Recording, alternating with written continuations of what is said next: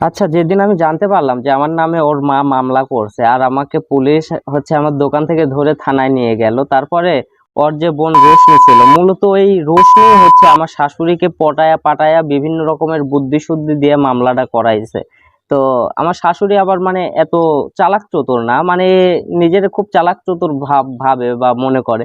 আসলে বাস্তবে সে এত চালাক চতুর না, খুব বোকাশোকা মানুষ। কিন্তু খুব নিজেরে চালাক ভাবে, আসলে সে চালাক না গো। তো এই যে রোশনি ছিল যে ওর মামাতো বোন, ওই রোশনি আরো বিভিন্ন কিছু মেয়ে মানুষ থাকে না একটু ইয়া টাইপের। তো ওরা বুদ্ধি দিয়া বিভিন্ন রকমের ইয়া কইরা ওর মারে মামলা করতে উৎসাহিত করছে, পরে যায় মামলা করছে, ভালো কথা। তো ওই থানায় নিয়ে গেছে, থানায় নিয়ে যাওয়ার পরে দেখেন এই যে এই ছবিটা দেখাইতেছে পুলিশে। পুলিশের এই ছবিটা দেখাইয়া বলতেছে যে দেখেন ও কতগুলা মাইয়া নিয়ে ঘুইরা বেড়ায়, আমার বোনকে অত্যাচার করে। অথচ ও বলতেছে যে না, এটা আমার স্বামী আমাকে কখনোই অত্যাচার করে না, কোনো কিছু করে না। আসলে ওই মাইয়াটা কে জানেন? আমি ছোটবেলা থেকেই আমার খুব শখ ইউটিউবার হওয়ার। তো আমি জীবনেও কোনোদিন কখনো মাইয়া নিয়ে কোনো ভিডিও করি নাই, কিছু করি নাই। তো হঠাৎ করে একদিন আমাদের বড় ভাইরা আমারে ডাকলো যে রাকিব চল আমরা ভিডিও বানাবো।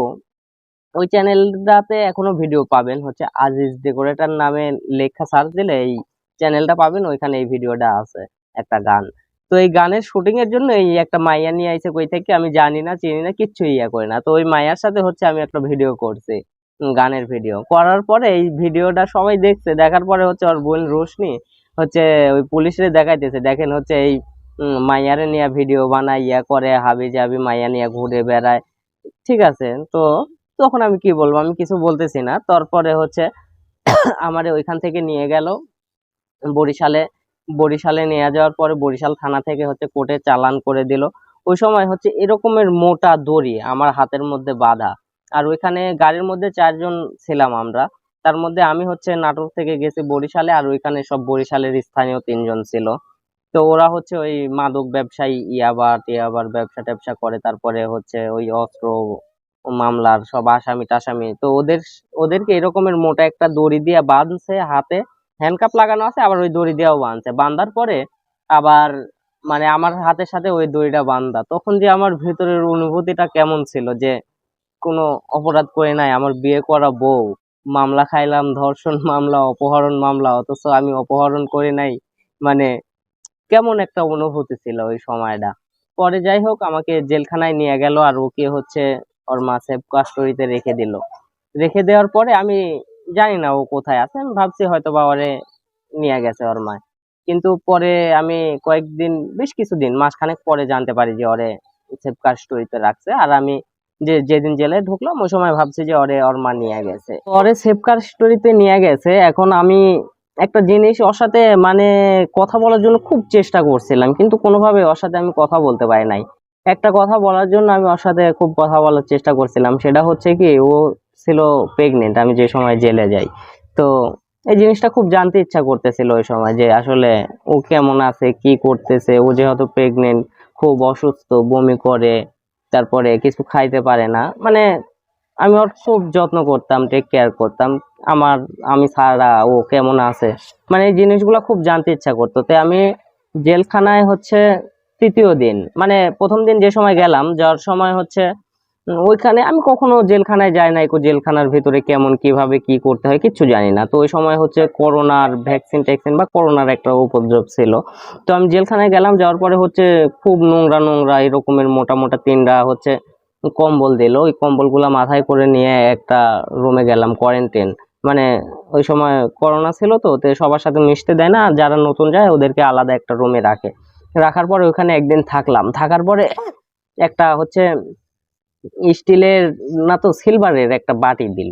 ওই বাটির মধ্যে করে ভাত, ডাউল, আর কি কি যেন দিল।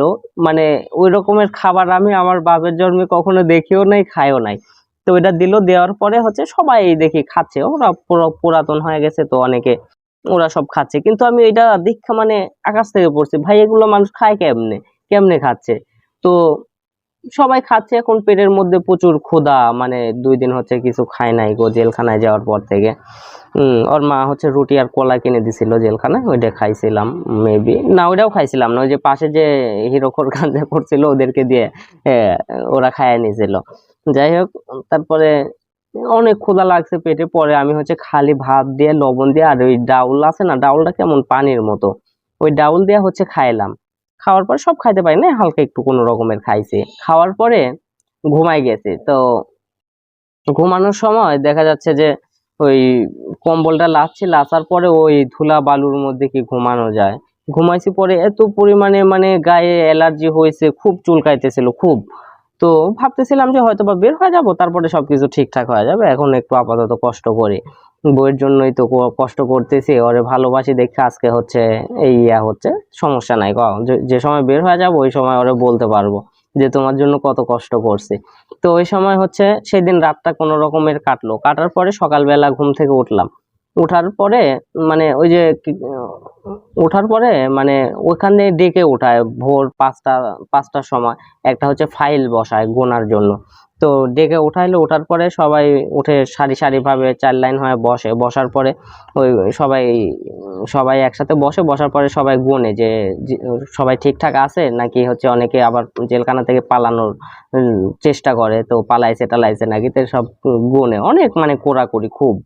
তো গুনলো, গোনার পরে আমি ভাবতেছি কি ব্যাপার, একটা দিন হয়ে গেল এখনো জেলখানা থেকে বের হয়ে দিতে পারলাম না, কি করতেছে, কারোর সাথে কোনো যোগাযোগ করতে পারতেছি না, খুব মানে খারাপ লাগতেছে। আর ওদিকে ওর বাপ মাই বিশ্বাসই করে না যে সত্যি সত্যি ওরে যে এদিকে যে আমার বাপ মা হচ্ছে জানে নাকি জানে না, আমি জানানো হয়েছে কিন্তু আমি বিশ্বাস মানে করে না। জানি না এই বিষয়টা। এদিকে আমার বাপ মাকে হয়তো বা ওর মা ফোন দিয়ে বলছে যে রূপস দে ধইরা নিয়ে যাই হোক, এভাবে 2 দিন 3 দিন কেটে গেল। 3 দিনের পরে হুট করে একদিন আমার নাম ধরে ডাকছে যে রাকিবউদ্দিন আছে নাকি। পরে হচ্ছে আমি তো সেই খুশি, যে আমি মনে করছি আমার মনে হচ্ছে আমারে এখন বের করাই নেবে। তো আমি বললাম যে হ্যাঁ আছে, বলতেছে রাকিবউদ্দিন নাটোর, তখন বললাম যে হ্যাঁ আমি। তখন বলতেছে যে তোমার হচ্ছে ওকালতনামা আইছে, এখানে সই দাও। তখন আমি ওই ওকালতনামায় সই দিলাম, দিয়ে ব্যাগ ট্যাগ সবকিছু গোছাই নিয়ে মানে ব্যাগ ট্যাগ বলতে কি মানে আমার একটা জামা ছিল, এই জামাটা আমার সব গুছাই নিয়ে আমি রেডি, আমি মনে করছি মনে হয় বের করে নেবে। আমি সেই খুশি। তো যাই হোক, ওই 3 দিনের যে ওকালতনামা ওইটা গেল, রাত পোহায় সকাল হয়ে গেল, কিন্তু আমারে আর বের করলো না। তখন আমি সবাই জিগাইতেছি ওখানে যারা পুরাতন আছে, তো বলতেছে আরে পাগল, এটা তো ওকালতনামা আছে, এখানে সই দিছে, এখন যদি হচ্ছে ম্যাজিস্ট্রেট জামিন দেয় তাইলে জামিন পাবা। তখন আমি বুঝতে পারলাম যে ও বিষয়টা এরকম। তখন আমি আবার আশা ছাইড়া দিলাম, দেওয়ার পরে অপেক্ষায় আছি দেখি কবে বের হয়। তো এর মধ্যে মানে ওই ওকালতনামাটা পাঠাইছিল ওর মা জামিন করানোর জন্য।